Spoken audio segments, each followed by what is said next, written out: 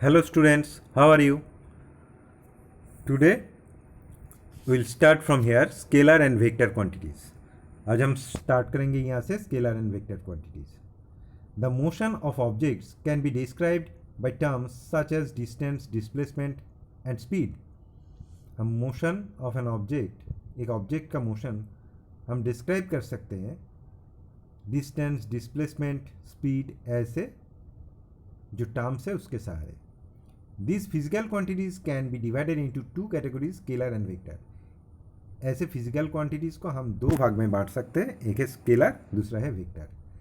Scalar is a physical quantity that is fully described by its magnitude और numerical value alone. Example distance, speed, mass, length and area. जो physical quantities हम सिर्फ उसके magnitude के द्वारा, मतलब उसके न्यूमेरिकल वैल्यू के द्वारा एक्सप्रेस कर सकते हैं, उसके लिए कोई डायरेक्शन एक्सप्रेस करने का ज़रूरत नहीं है, मेंशन करने का ज़रूरत नहीं है, ऐसे क्वांटिटीज़ को हम स्केलर क्वांटिटीज़ कहते हैं. जैसे distance, speed, mass, length, area, ये सब स्केलर क्वांटिटीज़ है. Vector is a physical quantity that is fully described by both magnitude and direction. Vector quantities वो क्वांटिटीज़ है जिसको एक्सप्रेस करने के लिए हमें उसका मैग्नीट्यूड के साथ साथ उसका डायरेक्शन भी मेंशन करना जरूरी है.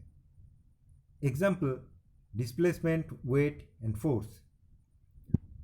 डिस्टेंस एंड डिस्प्लेसमेंट, हमें डिस्टेंस एंड डिस्प्लेसमेंट में पहले जानना है. To understand the motion of an object we need to know its position from a given point of reference with respect to time. मतलब टाइम के हिसाब से और एक रेफरेंस पॉइंट के हिसाब से किसी ऑब्जेक्ट का जो पोजीशन चेंज होता है, जो पोजीशन चेंज हो रहा है, वो लेंथ जो कवर कर रहा है उसको ही हम डिस्टेंस कहेंगे. Look at the figure 2.7. 2.7 में जो फिगर दिया हुआ है उसको देखो.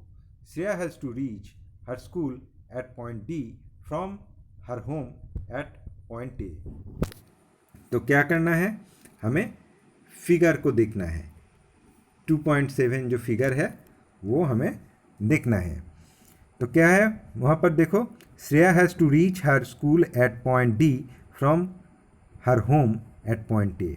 मतलब अपना श्रेया को अपना घर ए से अपना स्कूल डी में पहुँचना है. She takes different roads to reach school. Shreya ने अलग अलग रोड को इस्तेमाल किया और स्कूल में पहुँची. शी कवर्स, तो she covers the distance A B plus B C plus C D to reach the school. तो श्रेया ने A B plus B C plus C D ये डिस्टेंस कवर किया है स्कूल में पहुंचने के लिए, which is 4 kilometre plus 2 kilometre plus 3 kilometre is equal to 9 kilometre, जो ऐड करके 9 किलोमीटर आ रहा है. The distance Shreya covers from her home to reach her school is 9 kilometre.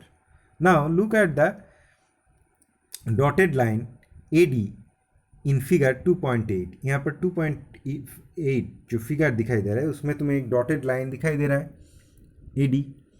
हाँ, तो Shreya's home to her school, तो क्या है, this is the shortest distance from Shreya's home to her school. ये श्रेया की होम से उसकी स्कूल तक जो शॉर्टेस्ट डिस्टेंस है वो. If Shreya had a road straight to her school, अगर श्रेया के घर से उसकी स्कूल तक एक स्ट्रेट रोड होता, she could have taken the shortest distance and would have had to cover lesser kilometres. तब वो सीधा वो डिस्टेंस कवर कर पाती, मतलब सीधा अपने घर से स्कूल जाती, और इसके लिए उसको कम डिस्टेंस चलना पड़ता. The shortest distance that takes direction into account is called displacement. मतलब किसी दिशा में जो शॉर्टेस्ट डिस्टेंस होता है तो उसको डिस्प्लेसमेंट कहते हैं. मतलब कोई ऑब्जेक्ट किसी एक पर्टिकुलर डायरेक्शन में सीधा जितना डिस्टेंस कवर करता है वही उसका डिस्प्लेसमेंट है. Thus we can conclude the following. इससे हम क्या कंक्लूशन में पहुंचते हैं, distance distance is the total length of the actual path covered by a moving object. किसी मूविंग ऑब्जेक्ट जितना पाथ वो कवर करता है एक्चुअली, वही उसका distance, irrespective of its direction. कौन सी डायरेक्शन में जा रहा है उसको देखने का ज़रूरत नहीं है। Hence it is a scalar quantity, इसलिए ये एक scalar quantity and is denoted by D, और ये डी से डिनोट किया जाता है। Displacement is the shortest distance traveled or covered by an object from its initial position to its final position in a particular direction। किसी एक particular direction में shortest distance जो होता है किसी ऑब्जेक्ट, मूविंग ऑब्जेक्ट का, मतलब किसी मूविंग ऑब्जेक्ट किसी भी पार्टिकुलर डायरेक्शन में उसका इनिशियल पोजीशन और फाइनल पोजीशन के बीच में जो स्ट्रेट डिस्टेंस होता है वही उसका डिस्प्लेसमेंट होता है। Hence it is a vector quantity, इसलिए एक वेक्टर क्वांटिटी है। It indicates the overall change in the position of an object. ये एक ऑब्जेक्ट का ओवरऑल पोजीशन का चेंज इंडिकेट करता है। Displacement has both length and direction, displacement का लेंथ एंड डायरेक्शन दोनों ही होता है। It is denoted by S, और ये एस के द्वारा डिनोट किया जाता है। Then the SI unit of both distance and displacement is meter। Distance and displacement दोनों का ही SI unit मीटर है। Look at the figure 2.9। What would be the distance covered by Rahul and what would be his displacement from the starting point A and then back to A।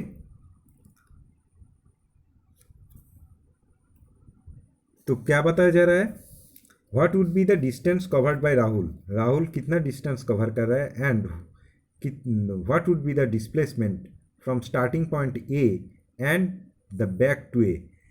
मतलब राहुल ए से start कर रहा है, B होकर सी होकर D होकर फिर ए में लौट रहा है, तो कितना डिस्टेंस कवर कर रहा है, A B plus B C plus C D plus D A, मतलब 14 मीटर। लेकिन डिस्प्लेसमेंट कितना होगा, डिस्प्लेसमेंट होगा 0, क्योंकि उसका इनिशियल एंड फाइनल पोजीशन दोनों ही सेम है। This distance would be irrespective of the direction in which he walks.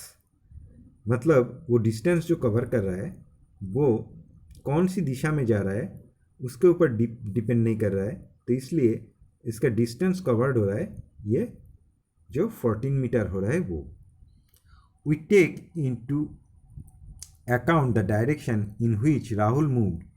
When we calculate displacement, the direction towards east to taken as positive, and then direction towards the west is taken as negative, as it is in the opposite direction. In the same way, the direction towards north is taken as positive and direction towards south is taken as negative. So 4 meter east gets cancelled by 4 meter west, and 3 meter south gets cancelled by 3 meter north.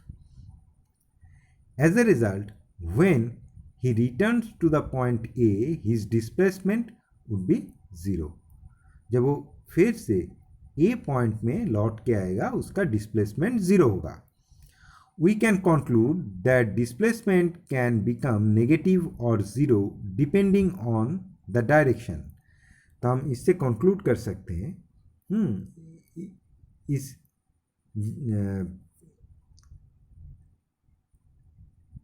हम ये conclude कर सकते हैं कि displacement negative और 0 हो सकता है उसके डायरेक्शन को दिमाग में रखते हुए अगर हम एक्सप्रेस करें। However, its magnitude is always equal or less than the distance covered। इसका मैग्नीट्यूड जो है वो उसका डिस्टेंस कवर्ड के साथ बराबर होगा या तो उससे कम होगा। Thus, the value of displacement can never be greater than the distance covered। हाँ, लेकिन उसका डिस्प्लेसमेंट कभी डिस्टेंस कवर्ड से ज़्यादा नहीं हो सकता है। Now, if Rahul starts from A and reaches C, अगर राहुल ए से स्टार्ट करके सी में पहुंचता है थ्रू बी होकर, what will be the distance and displacement? इस टाइम डिस्टेंस होगा A B plus B C मतलब 7 metre, and displacement will A C, ये लेंथ जो ए सी है वो हम पाइथागोरस थ्योरम से उसका वैल्यू निकाल सकते हैं। हम जानते हैं किसी भी राइट एंगल ट्राइंगल में ये पाइथागोरस थ्योरम अप्लाई होता है। उसके सहारे हम ये ए सी का वैल्यू निकाल सकते हैं। A C is equal to square root of A B square plus B C square, ये करके हमें 5 मिलेगा। ठीक है, तो 5 मीटर होगा ए से सी का डायरेक्ट डिस्टेंस, जो डिस्प्लेसमेंट के रूप में माना जाएगा। Okay, today is up to here, will meet on the next class. Thank you.